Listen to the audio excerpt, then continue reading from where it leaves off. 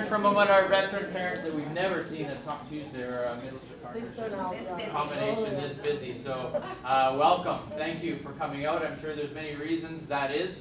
One of the biggest being we all haven't been together in a long time. And I'm a new guy, so maybe you're here to check me out and see how things are going to roll in the middle school this year. So they're here to see the old guy. They're here to see the old guy. So thank you, regardless of coming this morning and taking time out of your day to come and learn a little bit about the middle school. The topic is partnerships, and as you'll see kind of today what we talk about, I believe partnerships are key to everything we do, right? The relationship we are able to foster, right, with your child at the center is all about their success. So research shows us clearly when we have a great relationship, children prosper. Okay, so that's on us. That's what we can really do. So today, part of our purpose is to ground ourselves a little bit in what we do. So, part of that partnership, I think, often is understanding what we do and why we do it. Okay, so we can have some common agreements, and we'll ground ourselves in some of those common agreements. And so we want to go through a bit of those procedures, and we want to give a little bit of a, what can you do as a middle school parent to help support us in what we're trying to do here. Okay, and so we'll go through a little bit of that. Before we go on, to introduce ourselves, I am Mike McMillan. I'm the incoming middle school principal that finds ASD in a wonderful place. Obviously, I have Mr. Corey Willie, who's been here for a number of years. Ms. Cheryl Gruber has handed over the middle school in fantastic shape. And I'm really just feeling blessed myself to be here. Maybe some of you were part of the recruitment process for me or watched some of my videos. And to let you know, I'm feeling so great about where we are, where we landed. There's cliches that say things happen in life for a reason, and I firmly believe this has happened for a reason. I was ready to go back to Canada and spend more than my life savings on a house, and then this job came up, and boom, boom, boom, here we are, and things couldn't be better. So thank you for anyone who's part of that and getting me here. So Corey, and we have Miss Vicky Nuckley, who's our new middle school office administrator, proving herself to be an absolute workhorse. She's been here, 8 o'clock at night. It's nice because she's trying to wrap her head around the middle school and get everything together. So please, obviously, she's your contact in the middle school, the person who's going to answer the phone, and she's so thorough and so great, and she is learning so much about what to do, and she wants to have everything perfect. So she is working really hard. So anytime you contact her, any support you can give her and thanks is great, because she's doing a fantastic job. I'm not going to go through all of the faculty, but obviously our faculty is central to lots of what we do. Thursday night at Back to School night is going to be our opportunity for you to be able to speak and meet a lot of the faculty. But I did just want to give you, because I do think structures are important to understand sort of how we organize ourselves and what's actually happening here every day. So I wanted to just show you how our teaching teams and how our middle school is actually set up. Okay, so we have 10 what we would refer to as departments.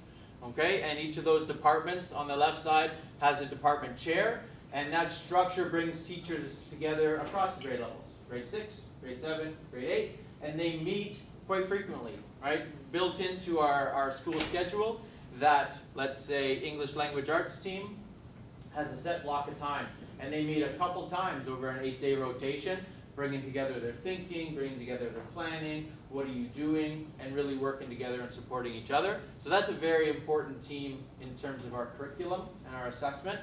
And then the other way, okay, we have our grade level leaders who are vital in Corey and my life particularly. They meet with all the grade 6 teachers, 7 teachers, 8 teachers. They meet once a week, every Friday usually, right around noon they meet for 45 minutes. And they do a lot of work on just the day-to-day, what's happening in grade 8 today, what's happening in grade 7 today. It's also a place where we find a lot of opportunity for support. So if students are in one class, maybe, this isn't working, or this is working, it's an opportunity for them to all share their practices and what's working. Again, putting students at the center of that table. Okay? So I think that's important just so you have a sense of what's going on, and to also acknowledge the fact that our teachers meet together a lot, right? Outside of the time they spend planning their lessons and assessing and maybe phoning and emailing. They're meeting together as collaborative teams quite a bit, and that's something we really want to foster because we believe that's how schools really do prosper. Very important people. If you are new to the school, you maybe don't know your counselor very well. If you are not new, then you know that our counselors follow students through the grade levels.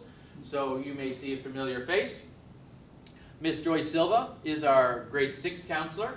Oh, she's here at the back. Hello, Miss Silva. Miss Bertha Knox is our grade 7 counselor, and if she's not here, it's probably because she's with a grade 7 student right now. And Miss Courtney Beck is our grade 8 counselor. And we have Miss Bina, who is the office administrator for the counseling office, and she's there again to answer your calls. If you wanted to make an appointment, then she would be your point of contact there, and she helps organize the lives of our counselors. So very important people. If you have the opportunity today or on Thursday night as well, good chance to meet the counselor and introduce yourself so they know who your child is. All right. Always when we do anything at this school, and in most schools I've been in, it is very important for us to ground ourselves in one thing. And our mission is really what we ground ourselves in. As an incoming new principal, I've looked at it. I know our incoming superintendent's looked at it, and we believe this mission is still viable right now in our school. So I think it's important always that we have a look at it and we think about how are we going to commit to this. Okay, so I'd like you to just take a moment and read it to yourselves. And as you read it, I'd like you to focus in on a phrase that particularly stands out to you in your context, your child, okay, and what you're hoping for this year.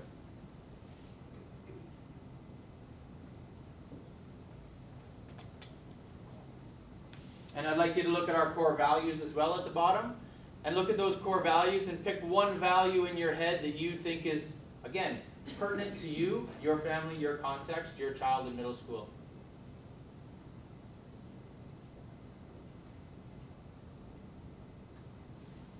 So if you have that phrase and you have that word, I'd like you to turn and talk to someone beside you and share what you think and why you think it.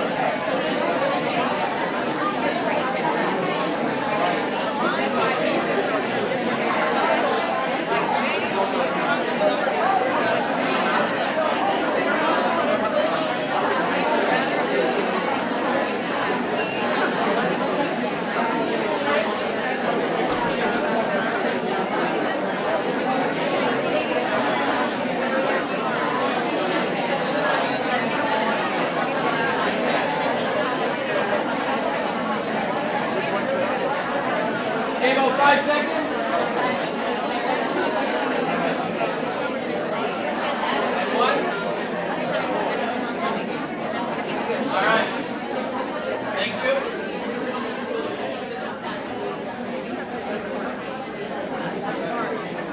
All right. 5, 4, 3, 2, 1, and we're back up here. Thank you. Parents always are just like their middle school children. Anyone out there like to share something that stood out to them or that they heard in the turn and talk that you just engaged in? Anything that's pertinent to you that you would like to share? Yes.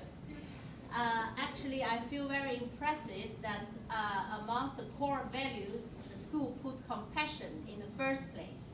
So personally, I feel very appreciated of this core value sequence.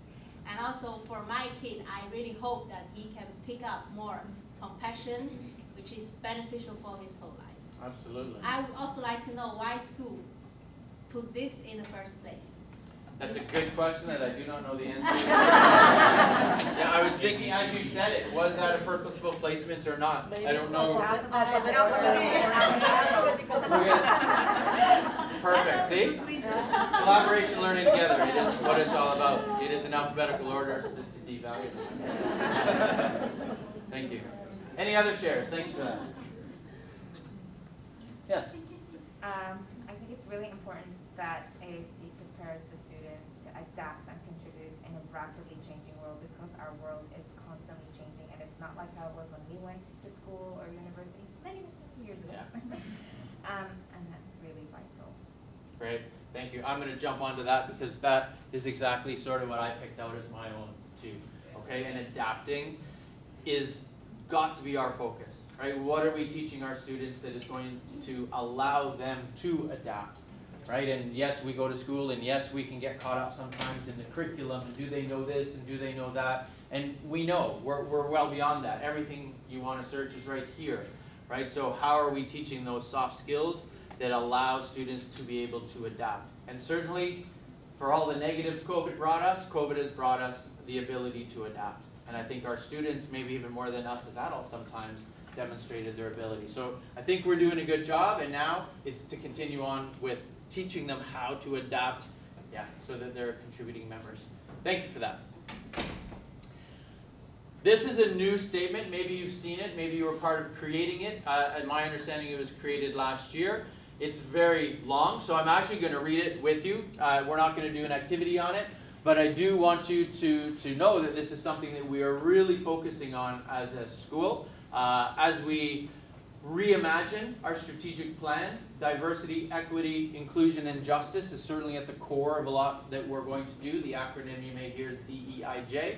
Okay? And this certainly speaks to how we want to contribute to diversity and inclusion. So, the American School of Dubai community is committed to fostering a safe and inclusive school climate and learning environment while denouncing all forms of discrimination and inequality. ASD values diversity. We celebrate all community members. We acknowledge the impact of our current and historical inequality and prejudice, and firmly believe that fair treatment and equity are the most basic of rights, regardless of gender, race, ethnicity, religion, color, culture, national origin, age, identity, or expression, ability, disability, or socioeconomic status. This is also going to ground a lot of what we do, okay? And conversations that we will certainly have with middle schoolers at some point as they navigate the world and they have their friend groups and they make decisions sometimes that are suitable for their age, but we as adults think are poor decisions. This is something that is going to be something that really grounds us. So when we come to that point, if I come to that point with you, as parents, I want you to hold me to account, that this is what we're believing in, okay? To add to it, I would like to say this also emphasizes the core value respect towards all the peers around, which is a very, very important moral value which everybody should remember. Absolutely. I mean, what do we want in the end? We want our children to grow up and be good people. Right? Good people who treat others well. So what they learn in math class in grade 6 and 7 or English language arts, yes, that's important. It's part of the piece. But at the core of it all, good people. Right? Okay. I want to walk you through something that we did as a middle school so you can understand also how our faculty is committing. So we did similar to what you just did. We went through our mission, we went through our values, and the diversity and inclusion statement. And I had all the faculty members do a little bit more writing and thinking about what stands out to them. And then I asked them to take a random piece of paper that I had cut up, they were just on tables, and to write their commitment. What was their commitment going to be for the year? And then their task was to simply take it down to the bulletin board that was sitting outside the middle school office and put it up. That was pretty much my instruction. I didn't tell them anything else. This is what it came out to, which is always a beautiful thing, right? Mr. Willie and I were standing there looking at it, and what does it look like? At the time, it didn't have the bottom part of the lace on it, and Mr. Willie said, looks like a shoe. And so, he came up with the slogan, this is how we kick it in middle school, and it is our faculty commitment. So, as you walk through the middle school on back to school night, have a stop and have a read as some of those commitments. I pulled a couple off that I just think encapsulate what type of faculty your children are attending every day, attending class with every day. They're remarkable people. So I'll just let you read a couple that were listed.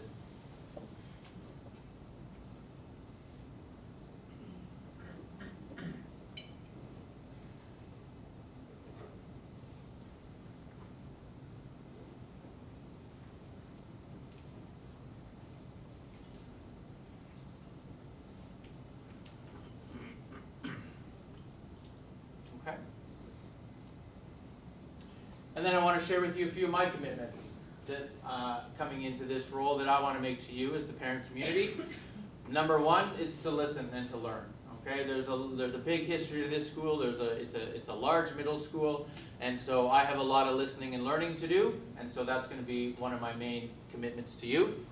I want to commit always to be mission aligned and putting students at the center of what we do. As adults, we can often get caught up in the adult side of the world, right? Well, what about my time, and what about this, and what about that, and I don't feel. At the end of the day, what is the best for the students? That's what has to ground us when we get around a table and we're talking about something that may be difficult. And the last one, my commitment to you is to try as best I can to foster that strong home and school relationship. It is vital, okay? And so maybe already I've made a phone call to you, and that will try to be how I operate. I would rather phone you than send an email to you. Okay, emails are great and they can obviously communicate things, but often there's just a loss of tone or there's something that's just missed, and I don't want to get out or off to that wrong foot. So if you do see that I phoned you, and some of you in the room I have already, that will be something I try to do, and I encourage back.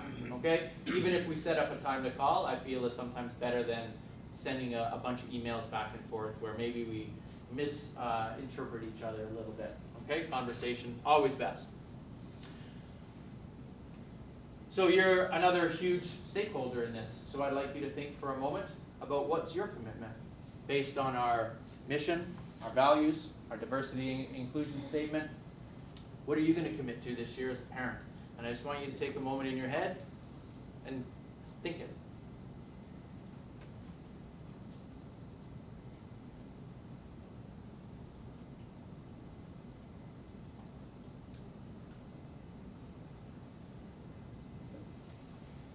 And I have a sense that it's going to be very much aligned with what we're talking about. And when we have that alignment, all the rest of it comes easy. Okay? I'm going to hand it over to Mr. Willie, who's going to talk a little bit more about our structures. It's great getting to know you.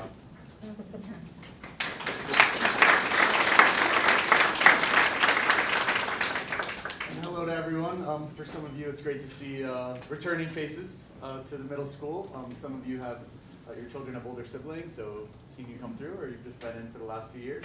Others, we know a good percentage of our community is new to ASD, and so we welcome you. And I'm old enough and have been here long enough to remember what ASD was like before the pandemic, and community is really what typified it. And so it's wonderful to see everyone come back and to see parents on campus, and to because it really is, to Mike's point, it is what makes ASD a special school, is we do have a really strong partnership, and we are aligned in terms of our values. We don't just put them up on the wall and hope they happen by chance.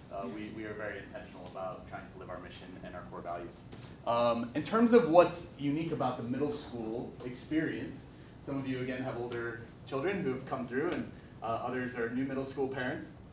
But it's really about nourishing two sides of the same coin. And our counselors sometimes remind us you have to Maslow to Bloom. So we have this framework in education called Bloom's taxonomy, and it's about creeping up higher order thinking skills. But none of that works unless we have the base of Maslow's hierarchy settled, right? They need their basic needs met. And they're really trying to figure out who they are as people and what their passions are. And so it's really fun to work with middle school students and teachers. And we hire really intentionally for people who can address students where they're at this stage of their life. And if you've been through the middle school before, you'll know how wonderful our teachers are. And that's not, I don't think, by chance. We really do target people who are really interested and passionate about teaching kids at this age level. And you really can't have one side of the coin without the other. When we talk about our academic program, we think about the term future ready, and we want to make sure we're not preparing students for a past that no longer exists, but we're preparing them not only for high school, but the world outside. And we don't know exactly what they will need because it's a little murky when we project 30 years out, but we do know from some of the research on future readiness that they'll need particularly some of those social emotional competencies, and they'll need the ability to be resilient in the face of challenges.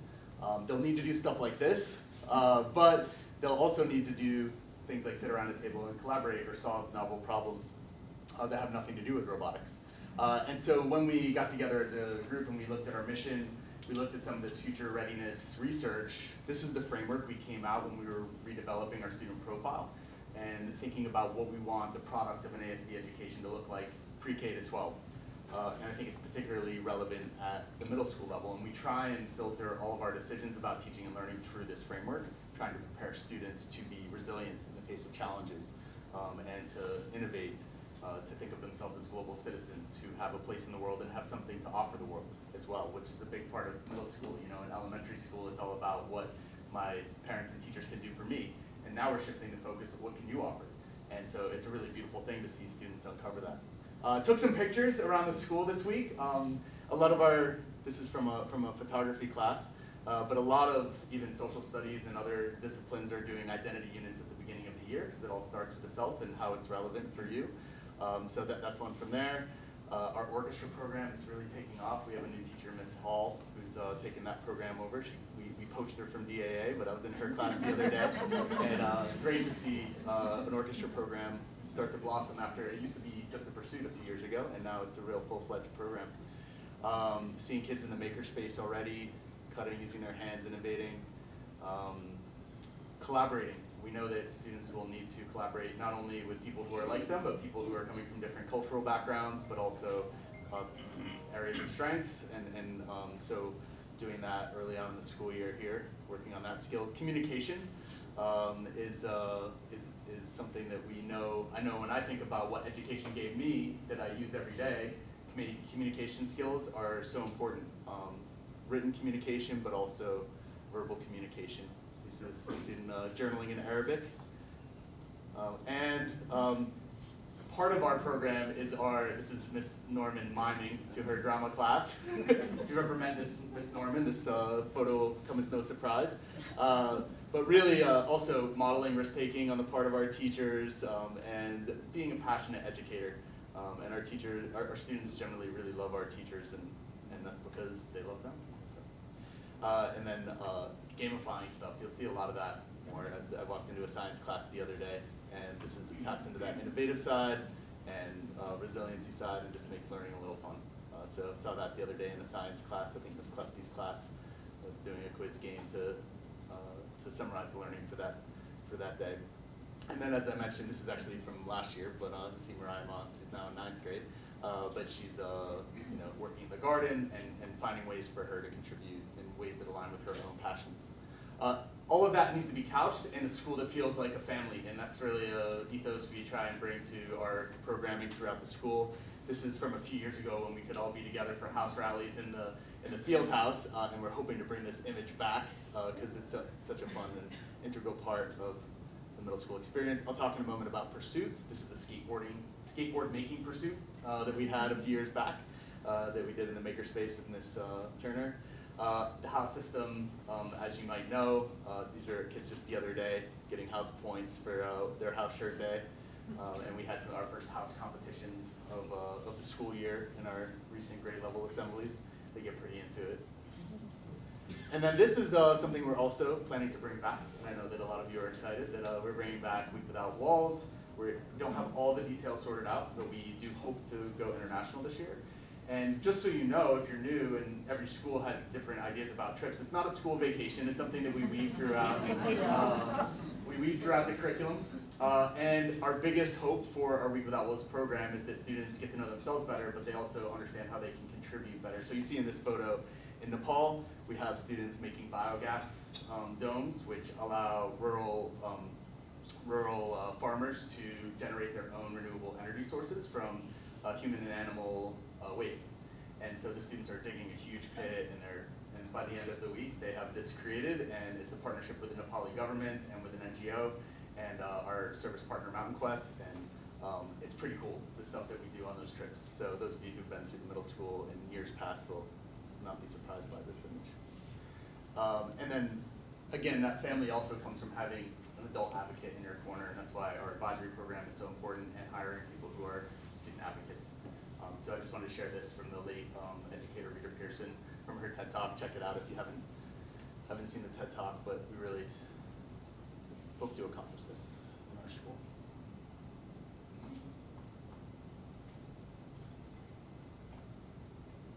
Up here, let's see some pictures.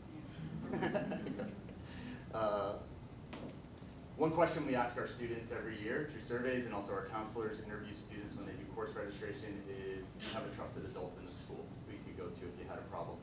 And you know, we have about 10%. This is an early year survey. It gets a little smaller as the year goes on because we're doing our work to foster those relationships. But it's really important to us, and it's also a buffer against some of the challenges that students face in the middle school year socially and developmentally. So usually about 90% of our kids. I think we ran one recently at our grade 8s. I think there were 4 in the whole of grade 8 last year. What was it, Ms. Beck? How many? Something like that. Single digits. Couldn't name a trusted adult when interviewed by their counselor at the end of the year. So something we keep the pulse on throughout the year. You've read enough quotes today, but really just the point behind this quote is just that the social emotional piece is so integral at this age. They can't really do the academic side unless they feel confident in themselves and have the basic skills in order to face challenges, solve problems, collaborate, and overcome some of the challenges they'll face. So in terms of the logistics of how we do all this, what I just described, how we enact this philosophy, this is our daily schedule. This is a simplified version. I'm sure you've seen the matrix with the different colors. And kids are now like homing pigeons. They're just circling around the school. They know their schedule better than we do. But we have brought back the morning advisory check-in. We went away from that during COVID, but we thought based on some of the constraints in our schedule and also the desire to really foster those relationships with advisories and advisory teachers, we just have that 10-minute check-in at the beginning of the day. It's not just homeroom like today. The question was, what's the pop song that you would listen to on repeat if you were forced to listen to it over and over again for the rest of your life? So, kids had one kid said the Emirates theme song, which I pulled it up, it's quite nice. So just a light way to start the day, to build a connection, to go through the student bulletin. You know, especially the first couple weeks of school, new students, do you need someone to show you where this classroom is, that kind of thing. And then we have our blocks of the day, which students cycle through 8 different classes throughout a 2-day rotation. So they'll have 4 a day, larger blocks of 70 minutes. And then we wrap up the day with our kind of flex block at the end of the day. We don't call it that, but it's our advisory pursuits and access period. So right now they're in advisory every day, but they will be transitioning into pursuits. A little bit on advisory, along with that morning check-in, we also have 45 minutes at the end of the day on Mondays, and then at certain points in the year, all week, depending on what we're doing. And that's just that place where we can build community. We're using a program called Second Step this year, which is a research-based program as a resource to inform our advisory program, and it gives some really targeted lessons on social emotional skills. That's one thing we wanted to improve upon as we went through COVID and certain things kind of fell away.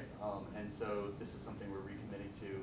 And again, the student profile is really the guide for advisory though, because our end goal is to bring out those attributes in our students. House system, you already know about this. Just adds a little fun and a little sense of community to the middle school. And then 2 things that we're bringing back. Well, one thing we're bringing back and one thing that came out of COVID is our pursuits program. So beginning next week, students will, at the end of this week, get some offerings, and they'll have a way to choose into their preferences. And so those are anything from chess to wall climbing to kickball to, I've offered a mindfulness one before. We have random acts of kindness. So they're just these exploratories that teachers offer based on their own passions and based on some data we've collected from students in the past. And it's just, they're ungraded. They're perfect for middle school. Kids will get 2 different ones per week on Tuesdays and Thursdays. And it's just a nice way to end the day and also tap into some of their passions and interests and connect them with teachers. And it's also 6 through 8, which is nice. So the 8th graders and 6th graders, it's one of the few structures that we have in place where there's mixing between grade levels, which is nice. And then access is every Wednesday, and access is something that came out of COVID when we realized students needed more face-to-face time with teachers, so they're able to book time with their teachers during the access period every Wednesday, or their default is to go to their advisory and they get a little extra study time, and their advisor can, sometimes that's the time I'll go through with my advisees their Power School grade book and what's missing, or go over some organizational tools with students, so these are for that purpose too. And then Week Without Walls coming back. You see this picture from Poon Hill in Nepal. It's not just a hill. If you know about this trip, it's quite an impressive trip that students go on. I've never been asked to chaperone. I think they fear I'd be left behind. But these are some, I think these guys are in grade 10 or 11 now, but this is when they were in grade 7. And so we're looking forward to coming back. We do have Mike will share our dates for our Week Without Walls Intro to Parents session. So we'll share more details about that then. But just so you know, we're planning for this to come back. Yay. Great, thanks Mr. Milley.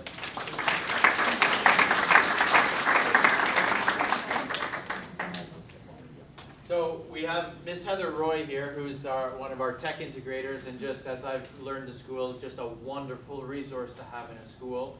And she's going to help you figure out how you are connecting to the school really. And our platforms, our technology platforms are key to that partnership. So please, this may be the part of the presentation where you want to take a few notes today about how do I log in, how do I get there, where is that thing? Because it can be overwhelming at the start for sure, but once you're there, you're going to be so connected to everything that's happening in the school, right into the classroom. So, Ms. Heather Roy, thanks. You.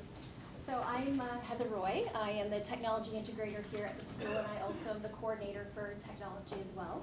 I've been fortunate enough to have my children here since they were in grade 2 and grade 4. They're now in middle and high school. And so I've been not just an employee here, but also a passionate parent as well. So it's nice to be part of that. And so I do relate as well to the tech in the house because, as you can imagine, in my house, there's a lot of tech. First of all, I wanted to introduce to you that we are using Schoology this year. Schoology will be our student workspace. And there will be more information coming out about this later. Actually, today we have a middle and high school specifically focused technology workshop happening, I believe, at 2:30 today. So if you want to dig in a bit deeper, you're welcome to come back. But today I'll do sort of a brief introduction. But we're really excited about Schoology because it really pulls together a lot of the tools that we like to use. And we're also excited about the visibility that it'll give our parents as well. The way that we will communicate with you as well, email will be one of our major communication channels with you, and that will be to your family ASD account. And of course, we would ask that anytime you communicate with us, that you do the same as well. It makes it easy for us to identify you and make sure that we're maintaining privacy and professionalism at the school. We'll also be using Schoology as a way for you to be able to see what's happening in the classroom. And we will be sending out login information for you starting on the 12th, so next week. We just wanted to give our teachers and students a little bit of time to get their head around a new platform first before we open it up to you. So it's a little more polished by the time that you get to see it, hopefully. For you, just so you know, all of the classes will be put together for you for one of your children in one place. You'll be able to click through and view them very easily. As well, you'll be able to see a list of upcoming work and anything, and luckily on here this student didn't have any overdue work, but that would be on here too as well, just so you know. You'll also have a view of inside the classroom as well. This would be how a class may be laid out with folders and units or themes, as well as an orange classroom folder, and we've made a goal that you'll find that orange folder in all of the classes, so you know if you're looking for information about the teacher, classroom routines, rubrics they're using regularly, those will be found in the orange folder for you. And that will be the same both in middle and high school. So we're trying to keep some consistent structures for everybody. And when you enter into these folders, you'll be able to see what information the teacher is sharing with students. You'll be able to see descriptions of the assignments that are coming up. And you'll be able to see sort of overall information that's happening. So you've got a little bit more of a view into the resources that are being made available for your students. You also have the option to sign up for an email. You can choose the time you want it to come, and it will synthesize the information for all of your children in one email. So if some of you remember what we were using before, you were getting multiple emails for each child. This will synthesize it together. Again, this is my empathy as a parent as well, that I appreciate having less emails and having everything condensed. So hopefully you'll appreciate that as well. So again, login information will be coming on September the 12th. And on September 27th, we'll dig a bit deeper into Schoology, the hows and the whys, at a Talk Tuesday at this time on the 27th as well, if you're interested in digging a bit deeper into that as well. Excuse me? Oh, yes. Sorry. Does this replace PowerSchool? No, actually it doesn't. So I'll explain what the difference is. So Schoology is our learning space. PowerSchool will be our place where we have information about grades and assessments. So we use Schoology for the what we're learning and how we're learning, and then this is the how overall how things are going with grades, but also where you can find attendance information. It's also where you'll be able to now report absences and appointments. So I'll show you that really quick as well, because that's super handy. Again, as a parent, very helpful. Also, we've changed it so that you only need to sign in with Google. So you don't need to remember another password. It's not shared with your child anymore. So as long as you remember your ASD family account, you're good to go. You just have to sign in once, pick your Google account, and you're in. So that makes things a lot easier for everybody. We've also very purposely not put grades on the very first screen. One of the things that we found that we didn't like was the fact that the minute you opened up PowerSchool, the first thing you would see was grades. Well, that's not the core of what we do here at ASD. That's not our focus, and we don't want it to be that every time children go to check their schedule, they're seeing their grades first. Or that if you've decided that you need to go in and do attendance, you don't need to be hit with grades first. That overall number isn't the picture we want our kid, that's just a piece. And so what we've done is that you can pick that, and then you can go in and see, well, what's happening, and the overall picture of the standards, what assessments are happening, that overall picture, not one number, because that's not a good representation of how things are going. So we wanted you to be able to dig a little bit deeper in there. So one thing we're just asking is watching your dashboard discussions, because you now have the power to see exactly what's happening in the classroom. You have the power to see their grades at the moment. So what we want to encourage you to do is have collaborative discussions with your children. Don't jump on them the minute they walk in the door and say, I noticed you got a B today. You're laughing. Or, I see that you have overdue work here today. So we want to make sure that take time at the end of the day, or when your child comes home, hey, let's review what's going on today, how are we feeling about things, should we do a check-in, but not, your child shouldn't be afraid when they come home that you've been monitoring and that you wanting to have a serious discussion. So that's the one thing we just want to ask is that use the tool, but use it wisely. And Can I also, just mention, Heather, that we can yes. see how many times you've logged into your child. So this is a wonderful data point for us. See a student's really nervous about their grades. So we have interventions for parents yes. as well. And please, don't be afraid to reach out if you have questions about the content in the class, if you have questions about what's happening. The teachers are here. They're happy to answer your questions. Always assume good intent and reach out and ask if you're not sure. Yes? Can the students also see the same thing that we see, like their upcoming assignments or missed assignments? Yes, definitely, yes. They see they have their dashboard as well, and they can sign up for notifications too. So yes, they've got a lot of power around that too, which is very nice. Also, just so you know, reporting your absences is now nice and easy. Or if you know that you have an upcoming dentist appointment, you can let the office know ahead of time in PowerSchool. So super easy. You already have your Google password. You just go right in. There's a button for attendance management, and you just go the 3 bars, attendance, report an absence. And then you'll get a screen that will let you fill that in, and it's really nice. So you can do, if you know 3 days down the road you've got a dentist appointment, you can fill that in ahead of time and let the office know. If you know your child's going to be absent that morning or the day before, you can fill that any time. And that's really nice way to keep everything up to date and easy, and so everyone knows where your child is, and we can make sure that everybody's safe. And also, we know if your child needs to leave early, we can be prepared for that as well. Does that also let teachers know, or do you have to have your child email their teacher? This will be communicated through the office, and also the teachers will get notifications as well. Yep. Can you do it from your phone, or you have to do it on your laptop? I would recommend probably going through your laptop. This one thing to keep in mind is although there is a PowerSchool app, ASD has customized ours significantly. So the app is more for schools that just buy out of the box and use exactly what PowerSchool gives to you. But because we have so many different custom things we've added to it, you don't really get the power out of the app. So I would recommend that you do this from a laptop. Access to our laptop, they're missing because something happened. Yes, or you We could. don't have access to our laptop. Yeah. You Fair can enough. do it, you can do it from the phone. Yes. I've done it from the phone. You've done it from the Not app? through an app. Not through the app. No, exactly. Just You through have the to go browser. to the Yeah, web. you Yeah. just can do it. Yeah. But it works perfectly. Yeah. Great, okay, good. So if you go to the actual, the website and not the, so not the app, then you're good to go. Does that make sense? So again, it won't be as nice as on your computer, but it'll still do the job. Thanks for letting me know about that, guys, thank you. call the middle school office. Yes, and of course, you know, if all else fails, please call. No question about that. And if the child has to leave early for the day, so we can also. Yeah. Yes, Children then. yes, so they have to leave early, if they're gonna be late, if they're gonna be absent, this is the tool that you use, yeah. I'll speak to that a little bit on the slide I have. Yes, for our safe yeah, schools. just so you know, but we wanted you to know how easy it was to get to that in a tool that you already use, so hopefully you find that better. One thing we ask for your ASD family email account, that is for parents only. Please don't share that password with your child. We are assuming that when we're sending messages to that account, that is going to you and you alone. Also, what we really want in middle school is to help empower our kids to manage their time. They all, especially our grade 6 kids, this might be the first time that they've owned their own laptop. So help them to identify their challenges, and we'll have some more talks about this as the year goes on, but ways using timers, being aware of how long you've been.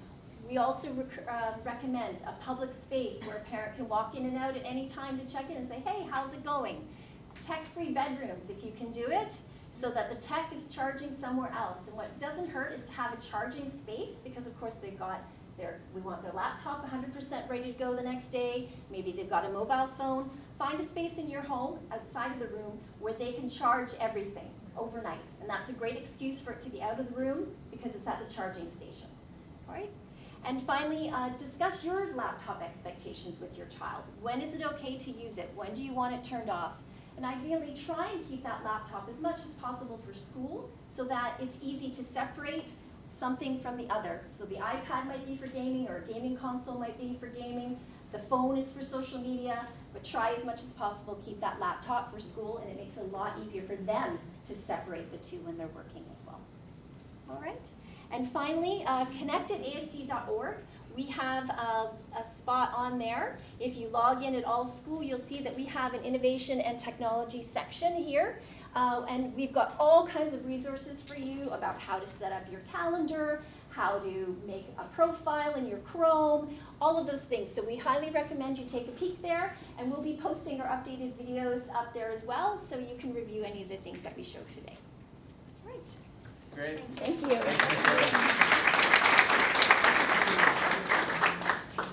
Great. Last section I want to talk about is really getting down to trust, and it's key. So first of all, our middle school student and parent handbook is a good resource for you to have and to look through, and maybe if you have questions about something, it's a great place for you to start to say, well, what does the school say about this? Right? And this is also a resource I use because as a new person, I need to look at what does the school say about this. Okay, so this is a static document every year. We don't look to change this every year because I feel change doesn't provide us the stability we need. Maybe we get things right in there, maybe we get things wrong and say, let's think about this, but that's done on an annual basis. I really don't want to come into this school year thinking about changing things, okay, in terms of our handbook and how we do things. So you can find it on the Connect. That QR code will take you to the Connect page there if you access that right now. And I wanted to talk one about the Falcon Way. Okay, this is something, first of all, that really attracted me to this school when I started doing research.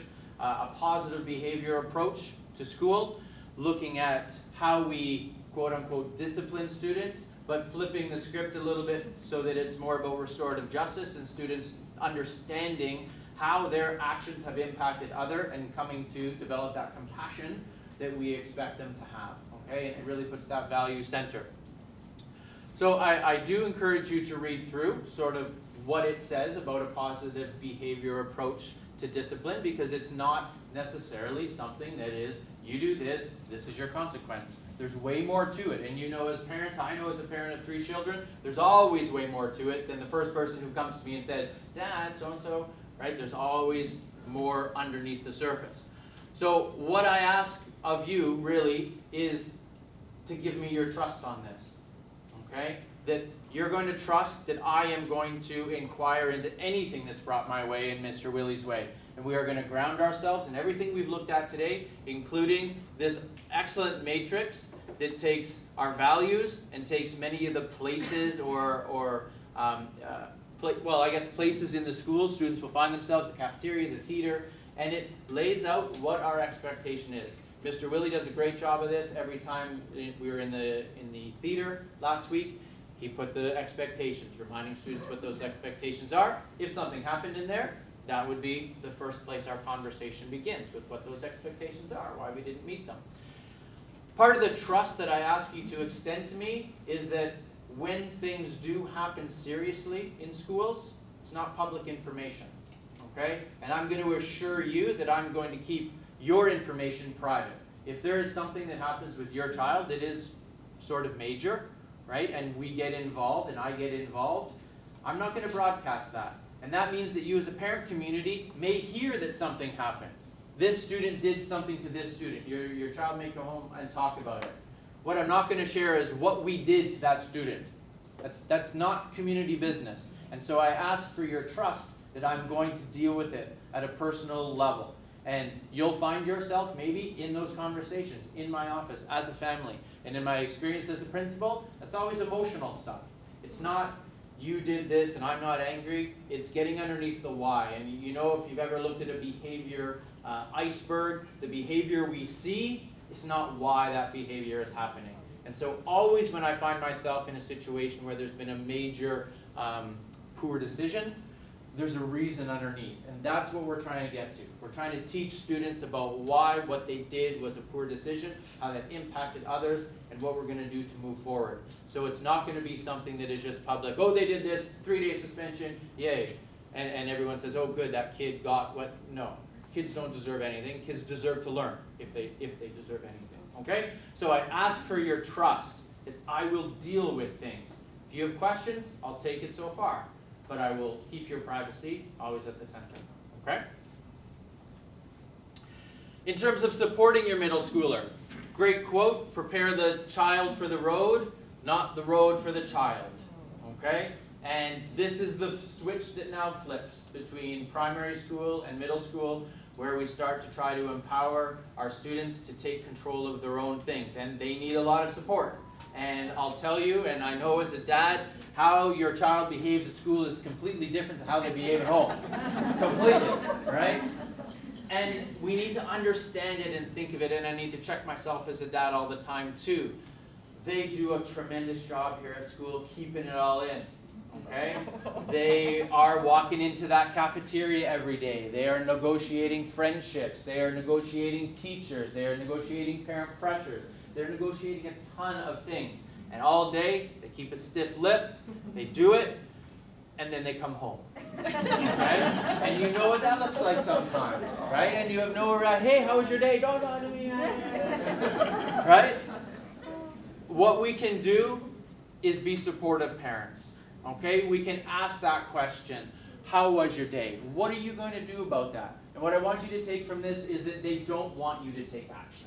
Okay? They are not looking for you to, my teacher gave me too much. Well, I'm going to call that teacher and I'm going to email that teacher and that teacher's. They are just dumping it because they need to dump it. It's your opportunity as a parent to start to process it with them. Why did the teacher say that?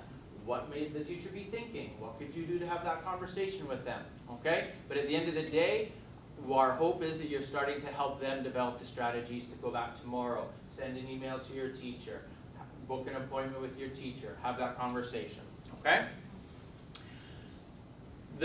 This is a little video from the Atlantic. I don't love the title, because I'll be honest, I don't love titles or labeling. Helicopter parents, I don't believe that. I'm a parent, and maybe I've helicoptered before, but I don't like labeling us in certain ways, but the message of this video is really one that I think helps us move forward and helps us sort of let our little middle schoolers go. When a child is learning to walk, that's the last time we allow ourselves to be overjoyed by the fact that they're trying and failing and trying again. Of course, it's hard to see them fall, but somehow we know that this is an essential task for them to practice, practice, practice, and ultimately perfect. Well, somehow we've forgotten that every single other skill in life is acquired the same way.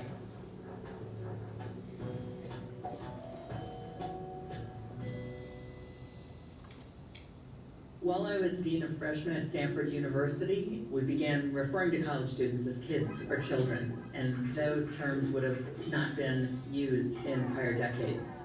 Too many students seemed to be lacking agency in their own lives, and I thought, this is not good for them, and it's not good for all of us at a societal level either. Initially, helicopter parenting appears to work. As a kid, you're kept safe. You're given direction. You might get a better grade because that parent is arguing with the teacher. But we parents, we end up getting in our kids' way. We deprive the kid of the chance to show up in their own lives, take responsibility for things, be accountable for outcomes. What we've got to do is teach our kids all of these things, whether it's cross the street or make a meal on the stove or remember to put your belongings in your backpack. There's a 4-step method for teaching kids skills. Step 1, you do it for them. Step 2, you do it with them. Step 3, you watch them do it. Step 4, they can do it independently. If we don't do this, we will have among us a young adult population that doesn't know how to #adult. It becomes a community problem. It becomes a crisis in leadership. You have to ask who's going to run the schools, who's going to run our nonprofits, who's going to run the government, who's going to lead our families. Kids have to be able to make their own mistakes growing up. Life is about having confidence that if you took the wrong path, you can get on the right path. That if you fall down, you can get back up. You know, the moment they learn to walk, they're walking away from us. And it feels terrifying. But as paradoxical as it may sound, our job as parents is, like it or not, to put ourselves out of a job.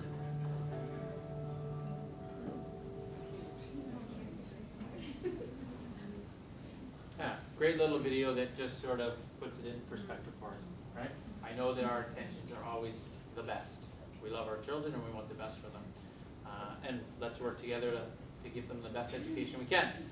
So a couple tips for teacher-parent communication. We use this as a norm at our school every time we meet. Presume positive intentions. Presume the other person is trying to do their best as well, okay? I truly am an optimist. I believe the world is full of good people. Other people are trying to do good things. Invite teacher feedback. Ask the question. If you have a question, ask the question. Can you tell me about this? And teachers will love to give you that feedback. Give your child a voice. Allow some space for your child to struggle with things, okay? Let them get it wrong sometimes. It's okay. This is low stakes in middle school, okay? This is the place for it to happen. Something that I use, and I would encourage you to use if you do feel you need to communicate and you're upset about something, is a 24-hour draft rule, okay?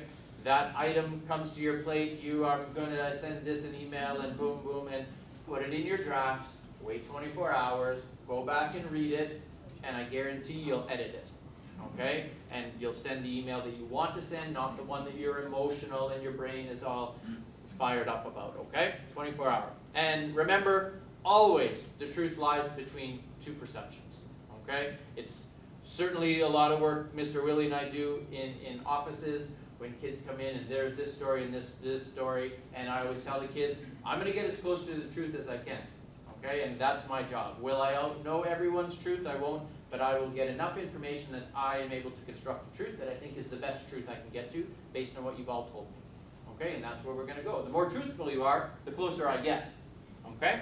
So, please remember that. Oops, sorry, I'm going backwards. Common wonderings, just some things that I thought about, hey, the parents might have questions about. So, number one, COVID protocols, we're masks on only. Okay, so please continue to send masks to school with your children. We are reminding them to wear them in the building. They certainly can take them off when they eat. When they go outside, they can have them off, but we are still masked, and that's really it. So it's great. Uniforms. We are back to full uniforms. I understand that some changes were made during COVID based on the fact that we didn't want students close together and social distancing was a big thing that had to be adhered to in the UAE. And so when I came in this year, we looked at, do we go back to the way uniforms were? And I was part of that decision-making process, and I said, yes, I think we should. We're a uniform school. we will be a uniform school. I understand that decision might not be what everyone wants to hear, because there are some people who feel there's a benefit to having students wear their PE uniforms during the school year, and that's something I'm willing to entertain next year when we redo the handbook, okay, and we reproceduralize things, if that's something that we as a community believe in. At this point, having been in another school, right, in Kuwait before, where we had uniforms as well, it was just something that we need to be clear on, and we do it. It's not a rule that I want to say we bend on. Oh, this is the rule, but it's not the rule, because that makes our whole life gray. What rules do we stop bending then? So we're going to proceed forward as we are. You change for PE. You can wear your PE uniform to school, and you can obviously wear your PE uniform home from school as well. Okay? Attendance. This is an important one. The school's moved to safe arrival, and maybe you've started to receive emails like that if you did have a child who's absent. So really important, and this is all about safety of children, okay? That you log your child's attendance using PowerSchool. If you don't, what will happen is your child doesn't show up for class. They get marked absent in advisory, and then they get marked absent in their first period. That first period, Miss Vicky in the office is looking at that and going through. If they're absent, about 9:15, she will send an email home to let you know your child is absent, okay? And that's a safe school thing. That's to let you know your child hasn't arrived, and you may think your child should have arrived. So if you receive that email, it's very important you respond to it, because we're telling you at that point, they're not here, okay? So the best way you can help us have good data every morning is, if you know they're not going to be here, is to log that absence, because then that's not even part of that email that goes out. Miss Vicky sees it, they're absent already, okay? So please fill in those details. I'll just add, sometimes you will get an inadvertent email that your child's absent, and it may just mean they were tardy to class. The teacher marked them absent and didn't, they're teaching class, they didn't have time to go back. So don't panic. If you think your kid's at school and you get a notification, just call for clarification at the office, and Vicky will help sort it out. Yeah, but please then call so we can have clean data on that. Lockers, some great developments in lockers. So for grade 6 students, everybody has a locker, and that's always fun to watch the first couple of weeks. We've had the bolt cutters out a few times. My lock doesn't work, and then actually the guy next door put his lock on your locker, and we found your lock inside your locker, and we bolt cut a bunch. But grade 6s all have them. Grade 7 and 8s have the option for these really cool tap-in, tap-out lockers, which seems to be working. And then there are some permanent lockers available if a child does want a permanent locker with a lock on it, and Miss Vicky's handling sign-ups of that right now. I know we're short on time, but can Yep. I just ask you, if your child wants a permanent locker and they don't have like a back problem, ask them to try the day lockers, because they're not all being used. I think it's just a new thing, and it's kind of a rite of passage to have your own locker in middle school. But those old school lockers, they're always late for class, and it takes them forever to figure them out. So if your child's saying, I want my own locker, just maybe coach them to try the day lockers for a little while, because they're really nifty, and actually the vision is to go to all of those at some point. But so if they need a locker all the time, they have a lot of stuff to carry, that's one thing, but encourage them to try the day lockers version. Okay, and the cafeteria is great. The food looks great as well. Yesterday I walked around, saw some kids eating fish and rice, and someone eating a bowl of pasta, someone eating a salad. It looks really great. I hope the lunch cards are working for you. It's the same system I used at a previous school, and it's really handy. You can load it, you can limit if you want to limit. Hot chocolate is very popular among middle schoolers right now. They can walk to class with their lavazza hot chocolate. So we are limiting that 10 minutes before. You can block if you want. But any questions about that, please let us know. It's going really well though. I did that one. And this should have said communication, and these are some of the communications that you can look for. I've been sending my principal letter every Friday. I hope you find that useful. The ASD news comes out early in the week. We talked about the Power School and the Schoolology. Back to school night this Thursday. Not about us, it's really about the teachers, so we'll do a little welcome because we'll have probably a bigger audience. Conferences coming up, handbook, ASD Connect, those are all things you can do. These are the upcoming events that we know of on the calendar: the back to school night, the school opening ceremonies, the session, and one more thing. Now I may have that date wrong actually now, Heather, because I saw that, I took that from a document. No, that's right. That's April 7th. Okay, that one's, okay, because I know there's a session today. And the one that I didn't mention, that I didn't put on here, is our Week Without Walls is October 4th, okay? October 4th, we're going to have our Week Without Walls parent meeting.